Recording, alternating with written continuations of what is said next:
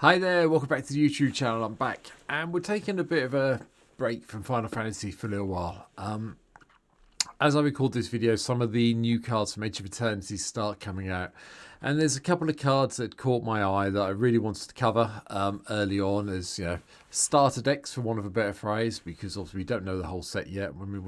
As I record this, we're 3 days into spoilers, so we don't know that much about them. But two of the cards I wanted to cover can't be assigned as commanders yet on any of the websites where I've hosted decks in the past. So I had to change my plans, and there was another card that caught my eye. So we're going with this today just to kick off the Edge of Eternities things that we'll be start seeing a lot of on the YouTube channel probably when I get back from holiday.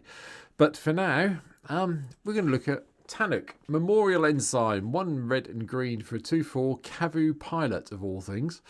And whenever a land you control enters, Tannuk deals 1 damage to each opponent. And if this is the second time his ability is resolved this turn, draw a card. Now, we have seen red-green landfalls matters commanders before, but this one's just fun because it does the damage.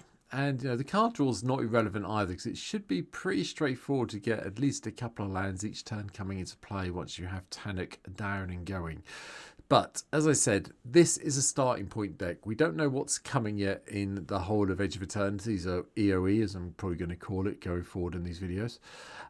So this is really, you can put this together now as a starting point, ready for you when Tannuk and when Edge of Eternities is released.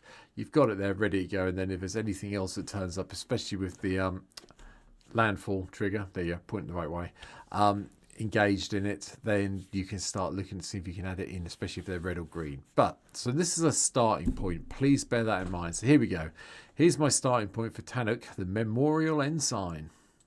So gone with the light creature count, and obviously they all mainly do have landfall, I'm not going to argue that. So Bristling Bills in to chuck around some +1/+1s, Lotus Cobra for the extra mana, and then Rider, Summoner of Mist. Now there are no sagas in the deck, but whenever a land you control enters, if you can rummage to get another card draw, probably not the worst plan in the world. So hence why she's in here today.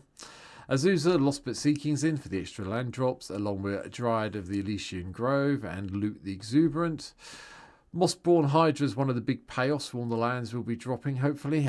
Doubling up those +1/+1 counters soon makes this a really big threat. Nissa, the Resurgent Animist, is here just to go and get us that extra land, so it's like a slightly more beefed up Lotus Cobra, but that's what they're here for. Then the traditional 2 cards I always play in most landfall decks, Tireless Provisioner and Tireless Tracker. Clue tokens, food and all treasures are always good when you're trying to get lands into play. Oracle of Muldice, you can play the lands off the top of your library.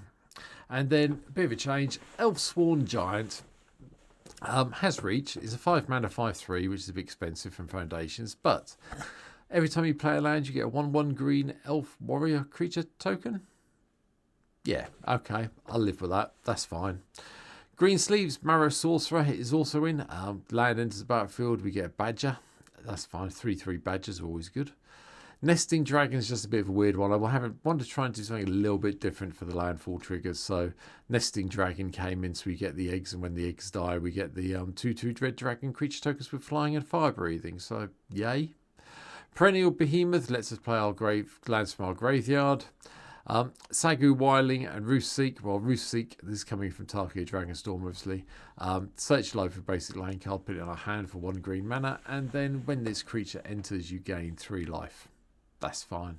This can just keep going back as an omen time and time again. Geode Ranger is just fun. Doesn't see that much play. Well, I haven't had played against me that much, but whenever a land enters the battlefield under your control, gold each creature target player controls. If you're dropping 2 lands, maybe 3 lands a turn, that means you're not getting attacked for quite a while if you can do it that way. Ancient Green Wardings next, so we can play our lands from our graveyard and double up our triggers. Hello. Okay, that's fine. We'll cope with that plan. Then Avenger of Zendikar, so we can obviously, traditional landfall creature, get all the plant tokens, put more lands into play, make the plants even bigger. Beanstalk Giant, just to go and do the whole let's go and find a land and put it onto the battlefield. And then we have a big giant that has our power and toughness equal to the number of lands we control. And obviously Omnath the Locust of Rage is here, because who doesn't want a whole army of 5/5 creatures, all the lands we're going to be dropping. Now, how we're dropping these lands is here in the sorceries land. There's 23 sorceries in this deck today. Starting with Animist Awakening. Hopefully there'll be another couple of spells in the instance in our graveyard before we play this, because revealing all those cards from the top of our library and hoping we hit the lands is really nice. Collective Voyage, because everyone likes having a little bit of bargaining fun with their opponents, and hopefully everyone gets lands, but the chances are no one's going to pay for it if you've got Tannuk in play, so bear that in mind, but it's still worth having. Awakening the Woods creates us a whole load of ex-Forest Dryad land creature tokens. Yep, from what I read and from how I understand it, they are lands. They can't do anything. They're affected by summoning sickness, but since they count as lands, Tannuk will have a field day if you get this off for a big X value. Traditional ramp with Explore, Farseek, Nature's Law. Open the Way is a bit of a different one. X can't be, so you're paying probably sort of like 3, 4 or 5 mana for this, depending when you cast it. Go and find those lands, put them into play, and yeah, more fun game triggers with Tannuk. Rampant Growth, 3 visits, more of the traditional ones along with Cultivate and Kodoma's Reach. Search for Tomorrow's here as well, and then a little bit of control with Chain Reaction. Circuitous Route to go and find 2 of the basics along with Explosive Vegetation to find even more basics, and Reach the Horizon to find even more basics. You can play, I'll be honest, I haven't played any gates and I haven't played any towns. You can add them in and change them around the base around if you want to, but I kept it a bit higher on the basics for obvious reasons with this. Yeah, I thought Scape Shift was quite good fun, to be honest. Just be careful they don't kill Tannuk off when you cast Scape Shift, because that will give you a bit of an upsetting day. But the same with Splendid Reclamation, because we'll have grey lands in our graveyard. You'll see why when we get to the land section. So yeah, cast this, but be wary that no one's going to kill your Tannuk off. Though at 4 toughness, a little bit hard to kill with instance, unless it's something like, I don't know, Terror, Go for the Throat, you know what I'm talking about, Path to Exile, Source of Plowshares, etc, etc, etc. Temperate Discoveries here, and people will tend to do this one because they do want to find, if they're stuck on to like 2 out of their 3 colours or 1 out of their 2 colours, they will probably let go and find a card so you get the extra land trigger. Venture Forth is just fun. You can cast it, then it goes to suspend land and keeps coming back every few turns.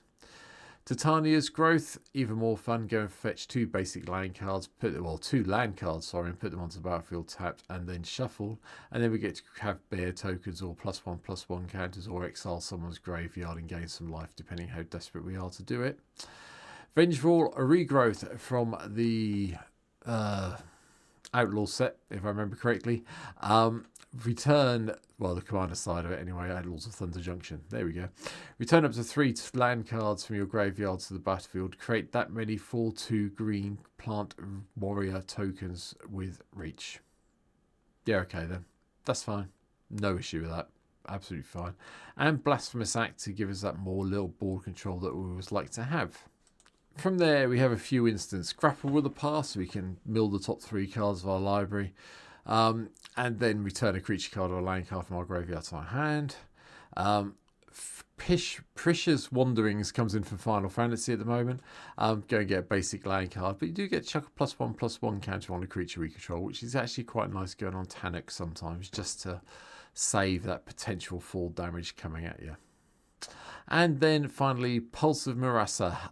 Return target creature or land card from your graveyard to your hand, and you gain 6 life. Nice way, because we're only playing 21 creatures in the deck. Nice way of getting them back if you haven't got Elixir of Immortality out to save everything and return it all to your library. Moving to the artifacts, since I've talked about Elixir, then we've got Soul Ring, Arcane Signet, Emerald and Ruby medallions to help cut the cost of our cards down. Crucible Worlds, so we can play our lands from our graveyard. Horn of Greed, which has come out in a funky artwork. I'm still not convinced, but it was the funniest one, and otherwise, I think the normal one's a little bit boring, to be honest. But whenever a player plays a land, you draw a card. So, you know, it happens.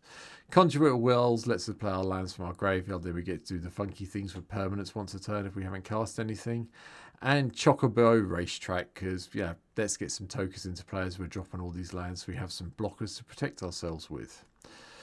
Enchantments, well, Exploration's in. There's Kalani Heart Expedition. There's Rites of Flourishing and Zendikar's Royal as the 2, Chocobo Racetrack and Royal are the 2 traditional 5 drops that give us creatures when we do landfall. But there is a new one coming in, which is one of the cards that's already been spoiled from Edge of Eternities.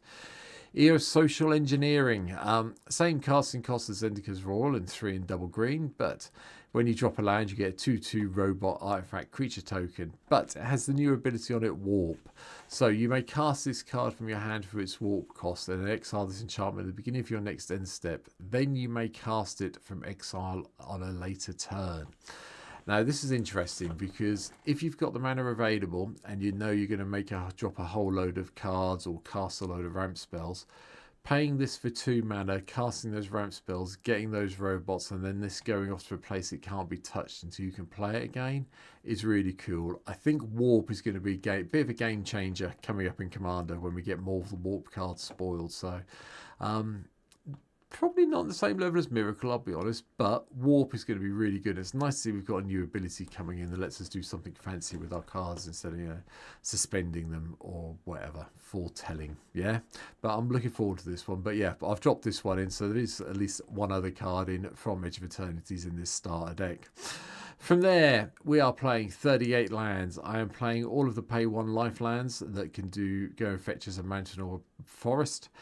Blighted Woodlands here, and then all of the lands from Streets of Capenna that basically come into play and gets instantly sacrificed for a forest, of mountain, and obviously the life gains, so Broker's Hideout, Cabaret Courtyard, you know the score. A few little bits that we can destroy other people's land with, so demolition fields here, so we can take out Gaia's Cradles, for instance. Escape Tunnel is here for a little bit of fun. We can make Tannuk unblockable if we need to get 2 damage in for some reason. Can't see why. This is purely here as another version of Evolving Wilds to go and find basics. Fable Passage is in, and then we've got the 10 forests and 9 mountains that I've already mentioned. The rest of the myriad landscapes here to go and find our 2 forests once we have Tannuk in play, because green is the heaviest colour in the deck, I'll be honest. Rivers Outlooks, Golden Tide, Terramorphic Expanse. The usual selection, like I said, all the pay 1 life lands are here, and that's it. That's my really early take on Tannuk, the Memorial Ensign. As I say, the set's still being spoiled as I record this video. I'm recording this just to give you an idea on the 10th of July. So, like I say, it's only been coming out for a few days. I'm quite looking forward to Edge of Eternities. I wasn't sure, but some of the things are interesting.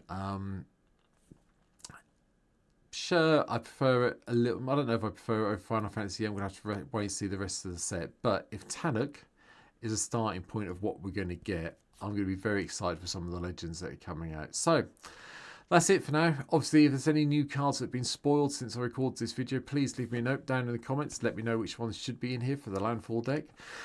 Hit the like button, hit the subscribe button if you can. I'd really appreciate it. And yeah, I'll keep an eye and see if we can get another one of the Edge of Eternities cards up tomorrow. Otherwise, I might be going back to Final Fantasy. But this will be the start of the Edge of Eternities playlist. So I hope you've enjoyed it.